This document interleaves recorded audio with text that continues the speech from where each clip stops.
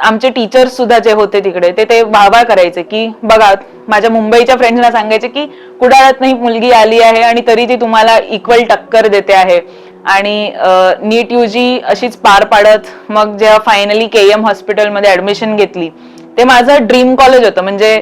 आणि हा 1 अंकी रँक येणं तेव्हा अपेक्षित सुद्धा नव्हतं. आणि तो रँक आल्यानंतर जे सुख वाटलं, जो आनंद झाला मला आणि माझ्या फॅमिलीला सगळ्यांना मिळून, तो नेक्स्ट लेवलवरचा आनंद होता. म्हणजे माझे बाबा माझे रोल मॉडेल होतेच, त्यांना बघूनच मी डॉक्टर होण्याचा डिसिजन घेतला.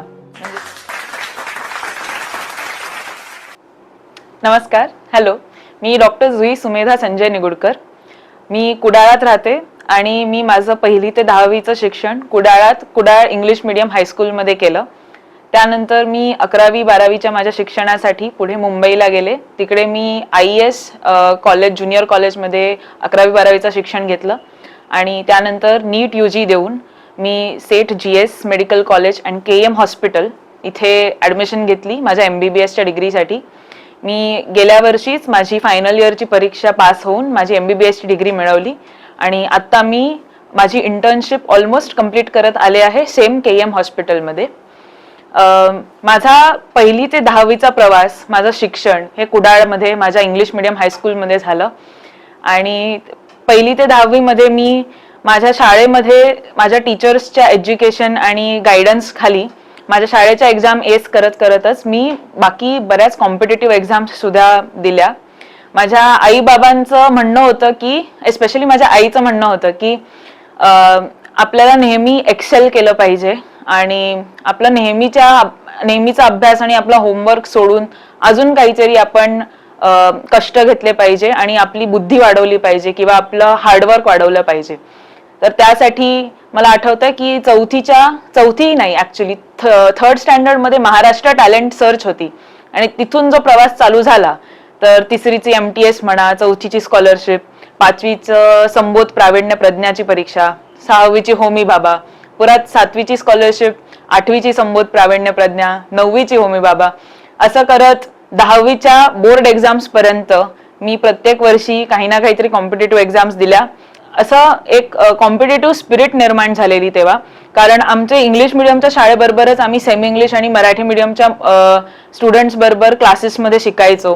आणि इन जनरल सगळ्यांची जी हार्डवर्किंग स्पिरिट होती ती बघून आपल्याला सुद्धा मोटिवेशन येईल असं एक त्याच्या मागचं मोटिवेशन होतं, लाईक थॉट होता. आणि इट वर्क, कारण की 10वी नंतर जेव्हा मी पहिल्यांदा मुंबईत गेले 11वीमध्ये, तेव्हा नीट UGचे क्लासेस कुडाळमध्ये नव्हते. सो पुढचं ते शिक्षण घेण्यासाठी मी मुंबईला गेले. तिकडे मी नीट UGच्या क्लासेसना गेले. आणि 11वीत पहिल्यांदा जेव्हा तिथे क्लासेसना गेले तेव्हा एक असा इन्फेरियरिटी कॉम्प्लेक्स आला सुरुवातीला, कारण की आजूबाजूला इंग्लिशमध्ये बोलणारी हायफाय सगळी ICSE आणि CBSE बोर्डाची मुलं होती.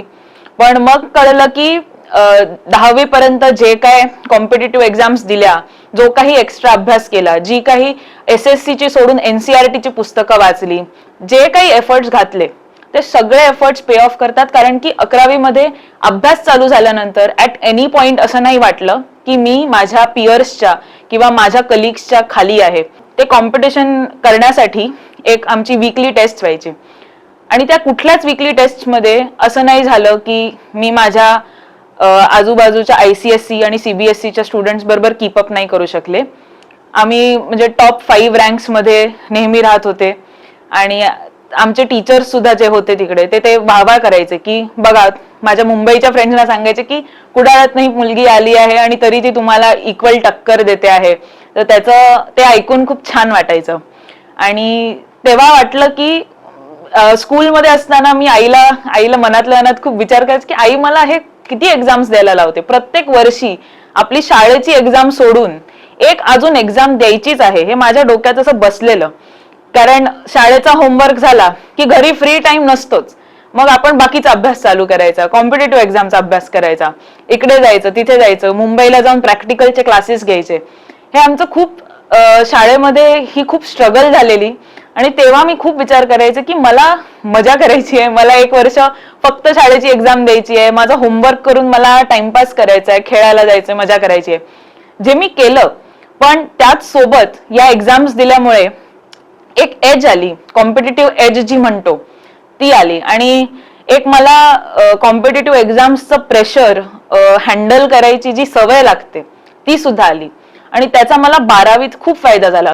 तर आय फील की 10वी पर्यंत जो काही कॉम्पिटिटिव्ह एक्झाम्सचा सराव झाला मला, त्याने मला नीट यूजी मध्ये फक्त अभ्यास नाही तर मेंटल प्रिपरेशनचा सुद्धा फायदा झाला. आणि आय फील की आता नीट यूजीची कॉम्पिटिशन जी वाढत चालली आहे, फॉर एक्झाम्पल मी सांगते, मी तेव्हा 720 पैकी 601 गुण मिळवलेले, आणि या गुणांवरती सुद्धा मला मुंबईमधल्या टॉप कॉलेज म्हणजे केईएम हॉस्पिटल, सेठ जीएस मेडिकल कॉलेज इथे ऍडमिशन मिळाली.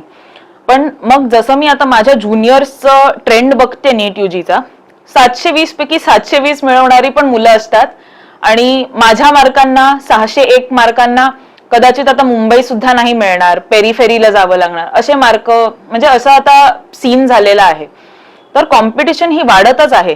त्यामुळे त्या कॉम्पिटिशन बरोबर कीपअप करण्यासाठी अभ्यासाप्रमाणे सुद्धा आणि मेंटली सुद्धा आय फील की शाळेपासूनच त्याची प्रिपरेशन चालू करणं गरजेचं आहे. मुंबईला फर्स्ट टाइम राहायला होते एकटी, म्हणजे माझा भाऊ तेव्हा शिक्षण घेत होता आणि मी त्याच्यासोबत माझा 11वी-12वीचे क्लासेस करत होते. तेव्हा फर्स्ट टाइम एक होमसिक जो फिलिंग असतो तो आला. म्हणजे 10वी पर्यंत आई बाजूला असणे आणि आई बरोबर अभ्यास करण्याचा ती जी सवय होती माझी, ती सवय अचानक मोडली, आणि आता स्वतःहून आपल्याला अभ्यास करायचा आहे. 11वी-12वीचा अभ्यास जो काही आहे तो स्वतःच आपल्याला डिसाईड करायचा आहे, स्वतःची प्लॅनिंग करायची आहे. म्हणजे आपल्याला एक आपल्यावरती रिस्पॉन्सिबिलिटी आलेली की मलाच माझं प्लॅन करायचंय आणि मलाच माझे कष्ट घालायचे आहेत. कोणी माझ्या आता डोक्यावर बसून माझ्याकडनं करून घेणार नाही. मलाच आतून जी फिलिंग आली पाहिजे, आतून मोटिवेशन यायला हवं, इंटरनल ड्राईव्ह जी म्हणतो ती आली पाहिजे अभ्यासासाठी. तर तेव्हा पहिल्यांदा हा स्ट्रगल झाला की ओके, आता हे सगळं माझ्यावरती आहे. आणि मग प्रेशर यायला लागलं की आईबाबांच्या मदतीने इथपर्यंत आले, आता मी मुंबईला आले, जर आता मी चांगलं नाही परफॉर्म केलं तर मग हे सगळे कष्ट वाया जातील, पुढे काही होणार नाही, मग पुढे ऍडमिशन नाही झाली तर मग आपलं हसू होईल. हे जे स्ट्रगल तेव्हा लहान असताना थोडंसं जे आपलं माइंड डेव्हलप व्हायला लागलेलं असतं, तेव्हा हा सगळा मेंटल स्ट्रगल येत होता डोक्यावरती. आणि मग त्याच्याबरोबर डील करताना स्वतःची एक स्ट्रॅटेजी डेव्हलप करायला तेव्हा पहिल्यांदा जमलं. तर होमसिक घराची आठवण येत असताना सुद्धा अभ्यासावरती कसा फोकस केला, आईची जी काय ऍडवाइस होती ती यूज केली. मग सकाळी लवकर उठून अभ्यास करणे, क्लासेसमध्ये पूर्ण लक्ष देणे, क्लासेस मधला एकही क्षण असा न घालवणे की त्याच्यात आपलं लक्ष नाही आहे आणि वेळ फुकट जातोय, असं नाही व्हायला दिलं. आणि क्लासेस नंतर घरी येऊन डायरी ठेवून नीट प्लॅनिंग करणे आणि अभ्यास करणे, हे ती मला सवय 10वीच्या नंतर 11वी-12वी पासून लागली. तर तो एक खूप इम्पॉर्टंट फेज होता लाईफचा 11वी-12वीचा, नीट यूजीच्या आधीचा. कारण आमच्या वेळेला नीट यूजी ही पहिल्यांदाच एक्झाम आलेली, आणि आय फील सगळ्याच मुलांना 11-12 मध्ये जेव्हा पहिल्यांदा आपण एवढी मोठी कॉम्पिटेटिव्ह एक्झाम देतो तेव्हा एक काय म्हणतो रियालिटीची चव मिळते, थोडं आपल्याला मॅच्युअर व्हायला होतं. तर तो एक असा वेगळाच फेज होता लाईफचा. त्याच्यानंतर थोडं अडल्ट झाल्यासारखं, असं म्हणजे मेंटली थोडं स्ट्रॉंग झाल्याची फिलिंग आली. आणि नीट यूजी अशीच पार पाडत मग जेव्हा फायनली केईएम हॉस्पिटलमध्ये ऍडमिशन घेतली, ते माझं ड्रीम कॉलेज होतं. म्हणजे मी एक्झामच्या आधी केईएम हॉस्पिटलचा असा कॅम्पस बघून आलेले, आतून कसं दिसतं, आणि मग मी स्वतःला डोळे बंद करून परीक्षेच्या आधी असा विचार करायचे की माझी इकडे ऍडमिशन झाली तर मला कसं वाटेल, किती छान वाटेल. आणि मग फायनली जेव्हा ऍक्च्युली ती ऍडमिशन झाली तेव्हा जे सुख वाटलं, जो आनंद होता, तो असा शब्दात डिस्क्राईब नाही करता येणार असा आनंद होता. माझाच आणि माझ्या पालकांचा, माझ्या फॅमिलीचा, आमच्या सगळ्यांचा आनंद खूप वेगळा होता. पण जॉईन झाल्यानंतरची जी स्ट्रगल चालू झाली त्याची अजून वेगळीच तयारी. ते तर एक्सपेक्टेडच नव्हतं. कारण फर्स्ट इयरचा जो MBBSचा अभ्यास होता तो 11वी-12वीचा अभ्यास मिळवून सुद्धा कमी पडेल एवढा फर्स्ट इयरचा अभ्यास होता. मग फर्स्ट इयर मध्ये मॅनेज करत करत आपल्या आजूबाजूला आपल्यापेक्षा अजून कितीतरी पटीने टॅलेंटेड मुलं आहेत हे केईएम मध्ये जाऊन कळलं. कारण मी अशी 601 मार्क घेऊन गेलेले, माझ्या आजूबाजूला असे ऑल इंडियाच्या ह्याच्यातनं आलेले 680, 620 असे भरपूर मार्क घेऊन जी मुलं आलेली, मग त्यांच्या बरोबर असून सुद्धा कमीपणा न वाटून आपण त्यांच्या बरोबरीने अभ्यास कसा करायचा त्याचं हळूहळू I was finding my place. म्हणजे फर्स्ट इयर मध्ये थोडं हे फिट इन करायला थोडा वेळ लागला, थोडं बॅलन्स शोधायला वेळ लागला. आणि त्याच सोबत फर्स्ट इयरच्या अभ्यासासोबतच एक्स्ट्रा करिक्युलर्स हँडल करत, डान्स असो, गाणी म्हणणं असो, ऍक्टिंग असो, तर या सगळ्या गोष्टी बॅलन्स करत करत मग फर्स्ट इयर हळूहळू पुढे पुढे जात काढलं. आणि त्याच्यानंतर मग एकदा त्या एमबीबीएसच्या अभ्यासाची सवय लागली, त्याच्यानंतर मग सेकंड इयर थर्ड इयर कसं गेलं कळलंच नाही. आणि फायनली मग लास्ट इयर माझं फायनल इयरची एक्झाम झाली गेल्या वर्षी, आणि ती पास करून 73% पास झाली आणि एमबीबीएस ची डिग्री फायनली मिळाली. डॉक्टर लागलं नावापुढे. आणि तेव्हाचा म्हणजे शाळेमधनं पासूनचा आतापर्यंतचा प्रवास हा माझा असा झाला.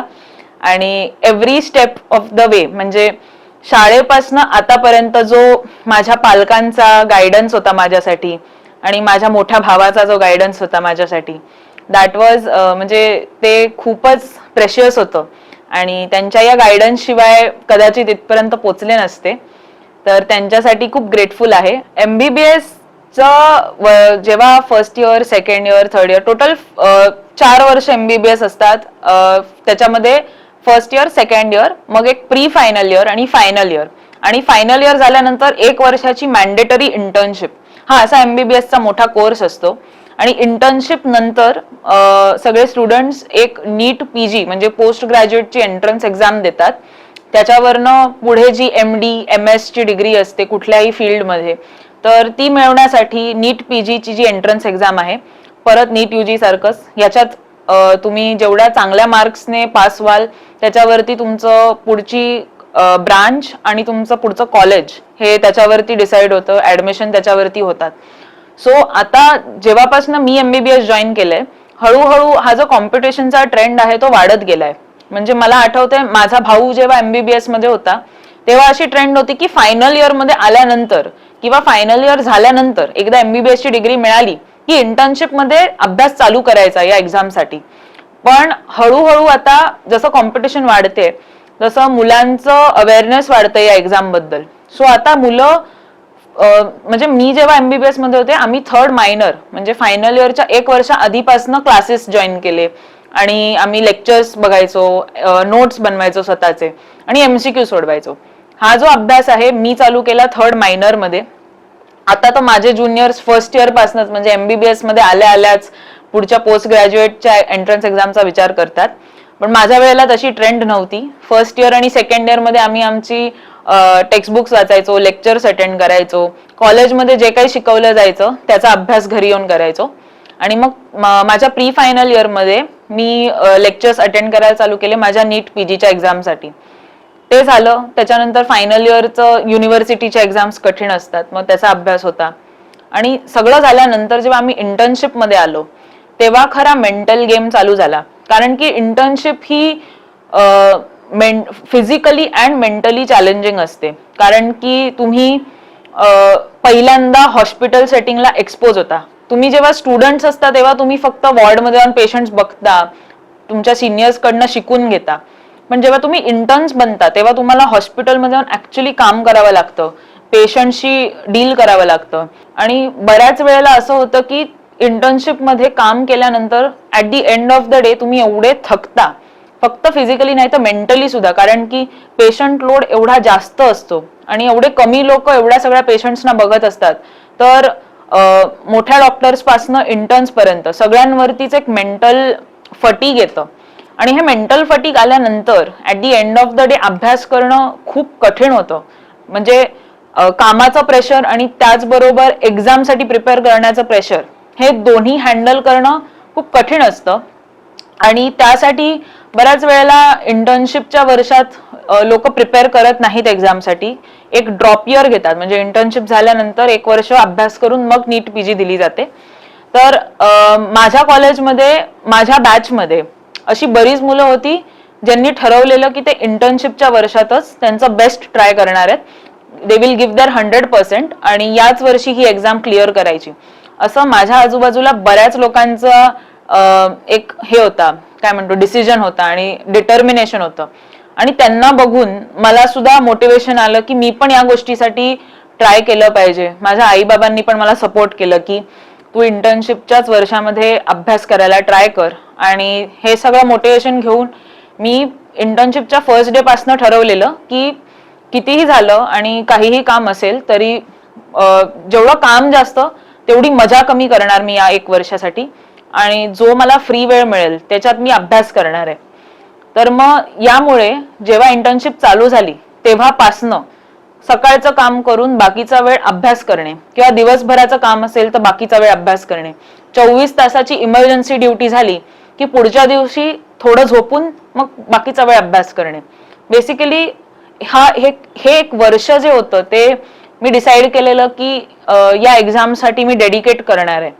तर या 1 वर्षात मला जर फ्रेंड्स बरोबर मजा नाही करता आली किंवा माझी आवडती सिरीज बघायला नाही मिळाली किंवा सणावाराला दिवाळीला घरी यायला नाही मिळालं तर चालेल, पण हे सॅक्रिफाइसेस मी करणार आहे सो दॅट या वर्षामध्ये मी ही एक्झाम क्लिअर करू शकते.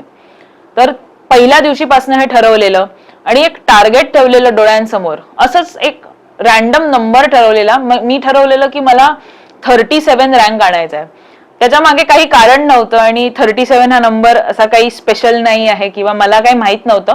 बट जस्ट स्वतःला मोटिवेट करण्यासाठी मी माझ्या स्टडी टेबलच्या वरती एक बोर्ड आहे, त्या बोर्डवर लिहिलेलं की मला रँक 37 हवाय आणि मला रेडिओलॉजी ही ब्रांच हवी आहे. कारण रेडिओलॉजी ब्रांच मिळणं खूप कठीण असतं आणि त्याच्यासाठी खूप मोठा रँक म्हणजे खूप टॉपचा रँक लागतो. तर हे एक असं मी एक आर्बिटरी एम ठरवलेलं. आणि त्याच्यानंतर अभ्यास जेव्हा चालू केला प्रॉपरली तर असं व्हायचं की घरी असताना किंवा लायब्ररीत बसले असताना जे मी 3rd मायनर मध्ये नोट्स बनवलेले ते नोट्स वाचायचे. त्या नोट्स बद्दल म्हणजे नोट्सना मेमराईज करायचं, स्वतःचे चार्ट्स बनवायचे, असं सगळं. आणि मग इंटर्नशिप करत असताना जेव्हा मी हॉस्पिटलमध्ये असायचे, ओपीडीत बसलं असो किंवा वॉर्डमध्ये काम करत असू आणि तिथे थोडा सुद्धा फ्री वेळ मिळाला की फोनवरती आमचे अभ्यासाचे ऍप्स असतात तर त्याच्यावरती एमसीक्यू सोडवणे, एमसीक्यूची प्रॅक्टिस करणे, टेस्ट देणे, असं दोन्ही वेळेला 24 तासामध्ये मॅक्सिमम अभ्यास कसा पॉसिबल आहे हा विचार करून तेव्हा मी अभ्यास करत होते अगदी सुरुवातीपासनं. आणि त्याच्यामुळे मला खूप फायदा झाला आणि माझे बॅचमेट्स सुद्धा एवढे मोटिवेटेड होते तर त्यांना बघून सुद्धा फायदा झाला की आपण सगळेच कष्ट करतायत तर मी का नाही करायचे.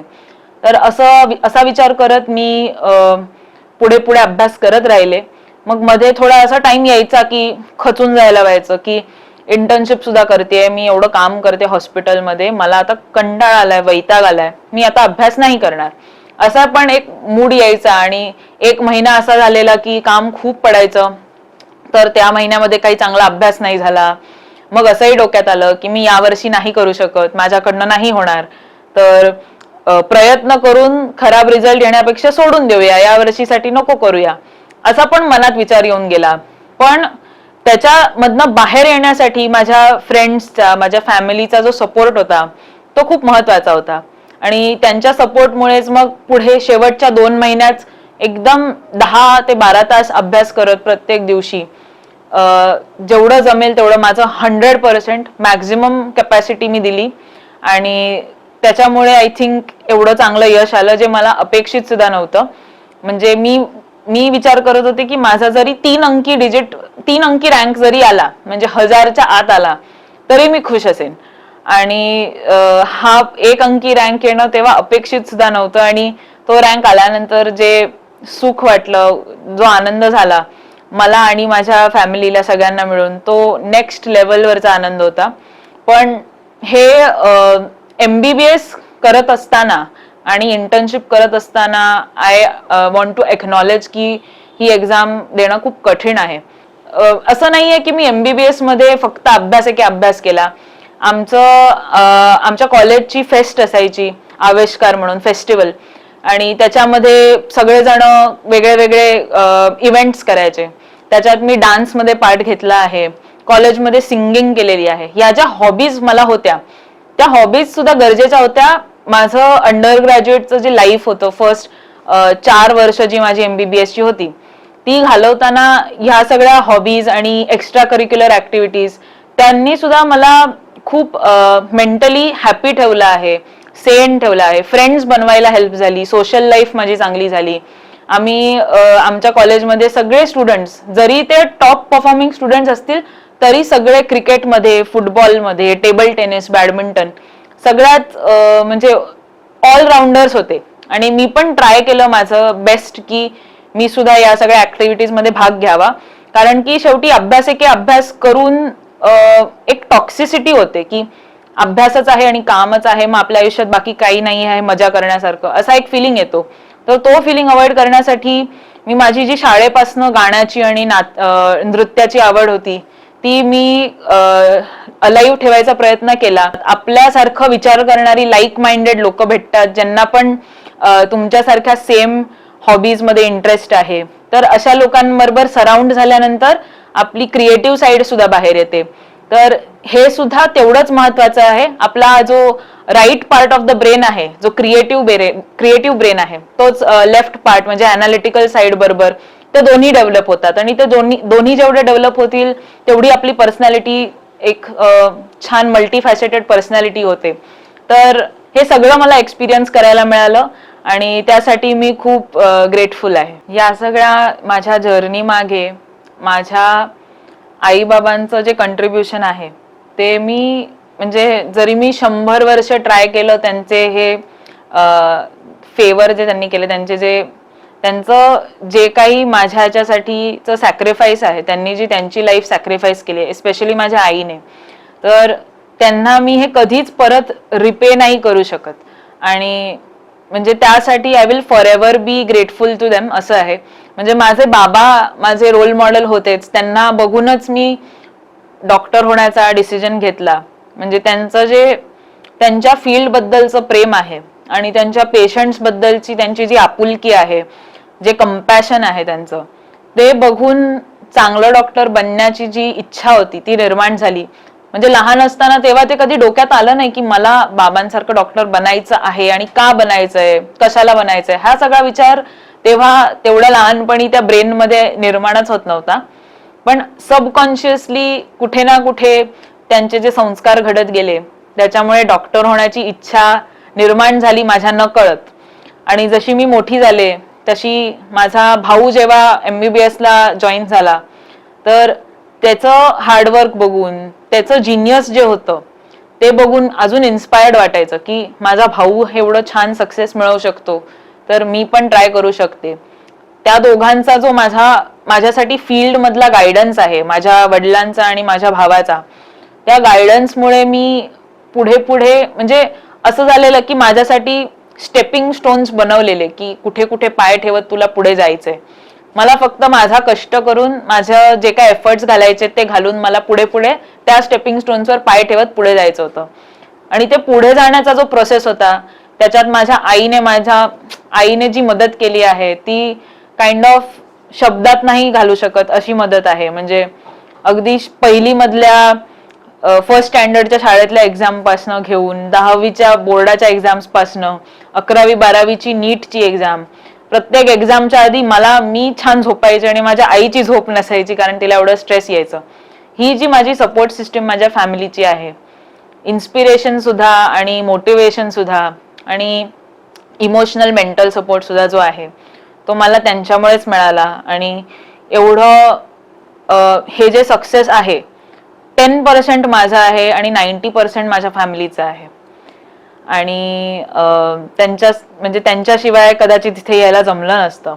आणि कुडाळाने पण म्हणजे कुडाळच्या टीचर्सनी, कुडाळच्या माणसांनी मला जो सपोर्ट केलाय, मोटिवेशन दिलंय, त्यासाठी कुठे ना कुठे माझी अशी इच्छा आहे की पुढे आता काय होणार आहे आय डोंट नो. म्हणजे कुठे ऍडमिशन होईल पोस्ट ग्रॅज्युएटसाठी, कुठली ब्रांच घेणार, पुढचं एज्युकेशन किती वर्ष चालेल आणि कुठे कुठे होईल त्याची मला कल्पना आत्ता नाही आहे.